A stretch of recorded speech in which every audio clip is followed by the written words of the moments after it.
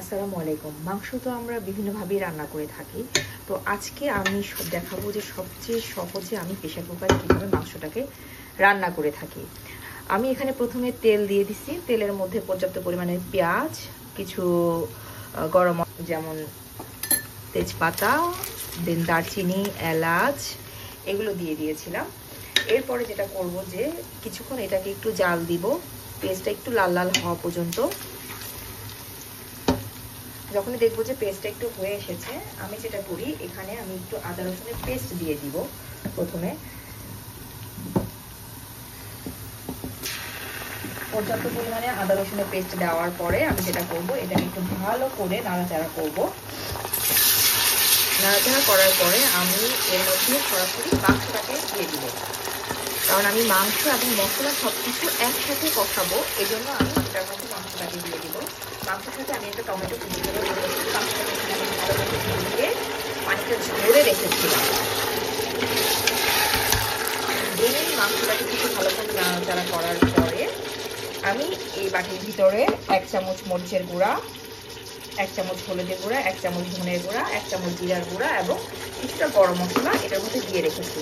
এখন আমি সব কিছু একসাথে মিক্স করে ভালোভাবে মাংসটার সাথে এটাকে মিক্স করে নেব।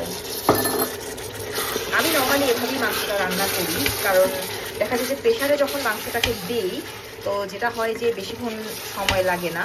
মাংসটাকে যদি কষায় ভালো মতো করে দেন আমি এটাকে প্রেশারে দিই, তাহলে হয় কি যে 25 to 30 মিনিটের মধ্যে আমার মাংসটা একদম সফট হয়ে যায়। তো এখন আমি কিছুক্ষণ ওয়েট করব মাংসটাকে ভালো মতো এখানে কষানোর জন্য। আমি নর্মালি এই পর্যায়ে হাই হিটেই সব কিছু দিয়ে একটু রান্না করি, কারণ মাংসটা যখন কষানো হয়ে যাবে দেন আমি এর ভিতরে পানি দিয়ে পর্যাপ্ত পরিমাণে পানি দিব, এবং পানি দেওয়ার পরে তখন এটাকে আমি প্রেশারে রেখে দেবো। এবং তখন এটার যে টেম্পারেচারটা যেটা আছে আর কি, তো ওইটা আমি মিডিয়াম টু হাই এর মাঝখানে রেখে দেবো 25 মিনিটস। অ্যান্ড দেন আপনারা দেখতে পারবেন যে 25 মিনিটস পরে যে মাংসটা একদম রেডি হয়ে গেছে। আফটার 10 মিনিটস এটা ভালো মতো আমি কষায় নিছি, এবং কষানোর পরে এখন এটার ভিতরে আমি একদম গরম পানি যেটা আছে ওটা দিয়ে দিব, কারণ মাংসটা সিদ্ধ হওয়ার জন্য ঠিক যতটুকু দরকার। আমি বেশি পানি দিব না, কারণ যেহেতু এটা প্রেশারে রান্না হবে। তো এই জন্য আমি জানি না আমি রান্না করলে কেন এত ধোয়া হয়, আল্লাহই জানে। ধোয়ার জন্য কিছুই দেখা যায় না, এমন অবস্থা। আচ্ছা যাই হোক, এখন আমি এটাকে দেখেন আপনারা পরিমাণ মতো, আমি বুঝতেছি না দেখা যাইতেছে কিনা, পরিমাণ মতো পানি দিয়ে দিয়েছি এটার ভিতরে। দেওয়ার পরে এখন আমি এটাকে প্রেসারে দিয়ে দিব। আমার প্রেসার কুকার ঢাকনাটা আমি দিয়ে ভালো মতো আমি ঘড়ি দেখে টাইম দেখে নিব কত বাজে এখন। এরপরে ঠিক 20 to 25 মিনিটসের পরে এসে আমি এটাকে ওপেন করব, এবং ততক্ষণে ইনশাল্লাহ আমার মাংসটা একদম পুরোপুরি হয়ে যাবে। কারণ আমার এই প্রেশারটা যেটা হয়েছে যে এটা বাংলাদেশে বা ইন্ডিয়ান যে প্রেশারগুলো আছে ওটার মতো না, কারণ ওটাতে যেহেতু সিটি দেয় তো এটার মধ্যে কিন্তু শীষ বাজায় না। নর্মালি দেখা যায় যে ঘড়ি ধরে আমাদের টাইম ধরে 20 to 25 মিনিটস রাখলে মাংসটা একদম হয়ে যায়। তো ততক্ষণ পর্যন্ত আপনারা ওয়েট করেন, আমি একদম এন্ডে গিয়ে দেখাবো যে 25 মিনিটস পর আমার মাংসর লুকটা কেমন আসছে। This is the final look after 25 minutes. আমার মাংসর লুকটা এরকম আসছে।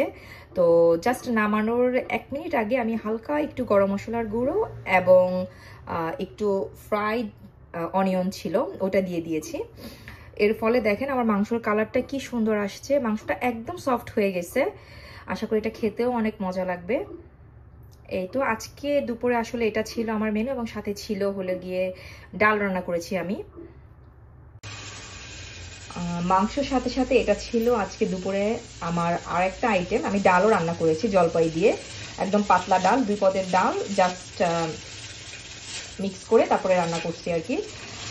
দেখেন এটার লুকটা কি সুন্দর আসছে, বাট এটার ভিডিওটা করতে আমি আসলে ভুলে গেছি। বাট নেক্সট দিন যদি আপনাদের কারো রেসিপি লাগে বলবেন, আমি অবশ্যই চেষ্টা করব এটা রেসিপিটা দেওয়ার জন্য। এই তো ছিল আমার আজকে দুপুরের মেনু। তো সবাই ভালো থাকবেন, সুস্থ থাকবেন, আর আমার জন্য দোয়া করবেন।